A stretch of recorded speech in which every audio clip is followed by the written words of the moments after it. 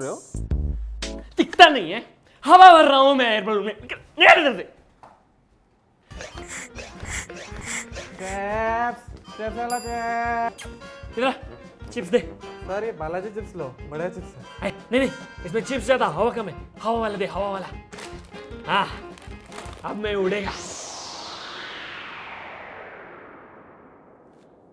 Hello,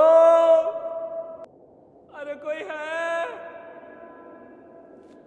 gas के लिए Balaji use करना चाहिए था।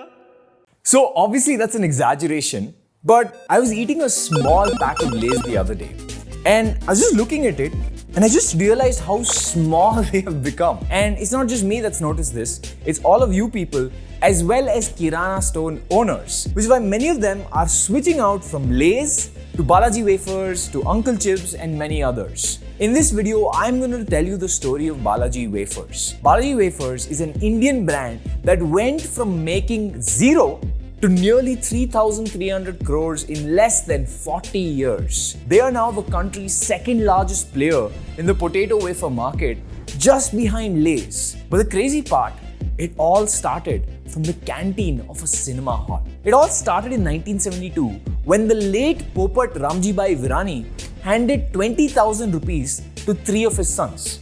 Now, one of his sons was Chandubai, and Chandubai decided, I'm going to use this money to run my own business. His older brothers put money which they got by selling their land on farming equipment and fertilizers, but they eventually got scammed and their business failed. Soon after this, Chandubai was just 15 years old, along with his two brothers, left for Rajkot to work at a theatre called Astron Cinema. While his main job was to serve the canteen, he also did odd jobs like sticking film posters, doorkeeping, ushering, all for a monthly salary of just 90 rupees. The entire family relocated to Rajkot in 1982. During this time, the family made masala sandwiches for the cafeteria of this theatre. While they were popular, they were also very perishable. As you know, a sandwich doesn't last too long. Bread catches fungus very quickly. And this is when Chandubai had an idea of switching to wafers over sandwiches. The biggest issue was that the supplier who would supply them wafers would always come late or always come with damaged wafers. So Chandubai finally got fed up and decided to do it by himself. बे यार, ये आज फिर से late है। आज सिखाता हूँ उसको। लेट क्यों है बे?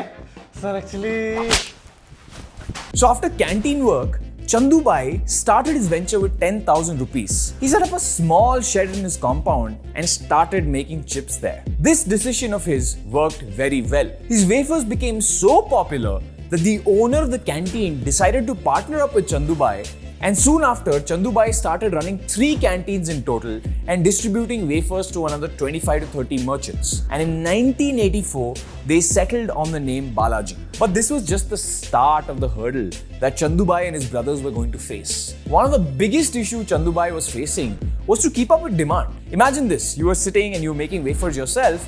It's very hard for you to make the same taste appear in all the wafers. This is when Chandubai had an idea. Let's go out and introduce machinery to make the wafers. And he went to a store and found that the standard potato stripping and cutting machine was too expensive. So Chandubai decided to be a true entrepreneur and broke the machinery in multiple parts. So in just 5,000 rupees, he bought the parts, put it together and started making Balaji wafers. Now, Chandubai was not educated, and I know we talk about engineers. A lot of us have engineering degrees and we don't know how to be true engineers.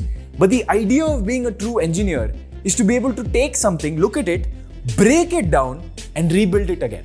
And Chandubai, even though he doesn't have that degree, was truly an engineer.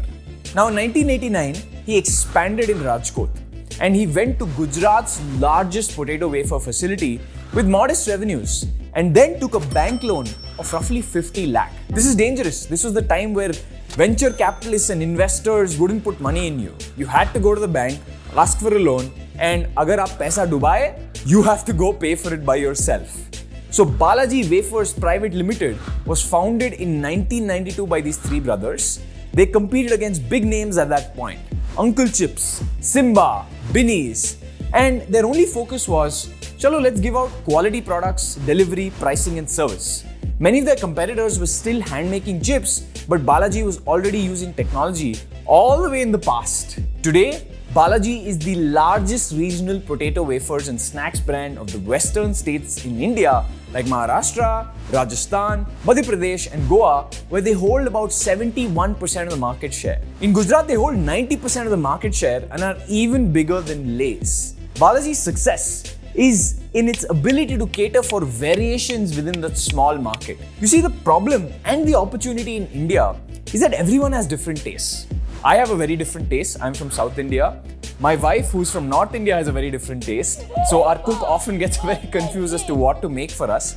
And many of the people that work with me have very different tastes. Balaji understood this. He realized you can't just make one flavor, let's make many local flavors. This is in opposition to Lay's, who are making flavors not for the Indian audience, but from abroad. As you can see in their names of their flavors, right? They had West Indian chili flavor, for example. Tell us, how do we improve sales in India? Sir, मैं हूं MBA chips वाला और मैंने research से पता किया है कि इंडिया में West Indies barbecue chilli flavour बहुत बढ़िया बिकेगा. So how do you know all this?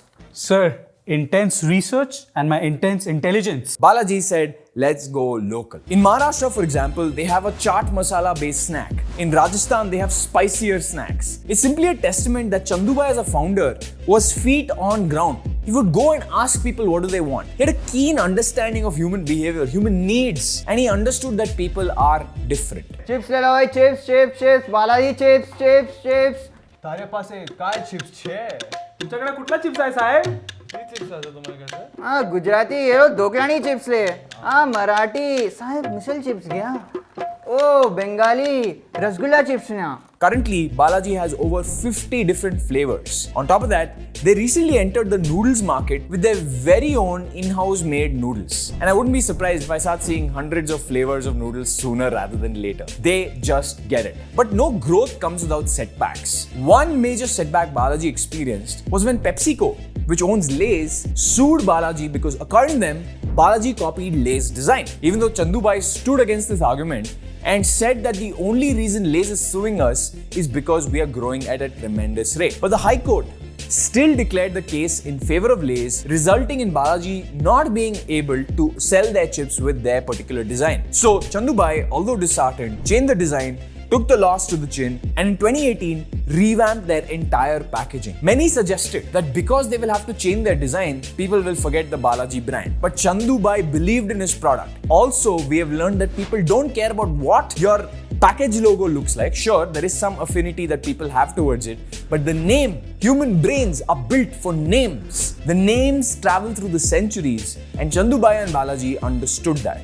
While Lay's market share fell from 51% to 49%, Balaji Wafers has progressively been increasing at 20 to 25% every year. And many MNC from all over the world, including their old friend PepsiCo, have sought Chandubai to buy a part in Balaji.